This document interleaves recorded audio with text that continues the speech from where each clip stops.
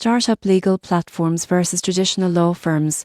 Which one is better for new businesses? Most founders get this wrong by assuming legal services are either too expensive or unnecessary in the early stages. The surprising truth is that the choice between online legal platforms and traditional law firms can influence compliance, contracts, and long-term growth. Startup legal platforms offer digital solutions for incorporation, contracts, and basic compliance. They provide templates for NDAs, shareholder agreements, and employment contracts at a fraction of traditional costs. For example, a new e-commerce startup can quickly set up its company and draft standard agreements without hiring a lawyer, saving both time and money. Traditional law firms, however, provide personalized, professional guidance for complex or high-risk matters. They handle negotiations, intellectual property protection, regulatory compliance, and dispute resolution. For instance, if a startup is entering international markets or raising venture capital, a law firm can craft bespoke agreements,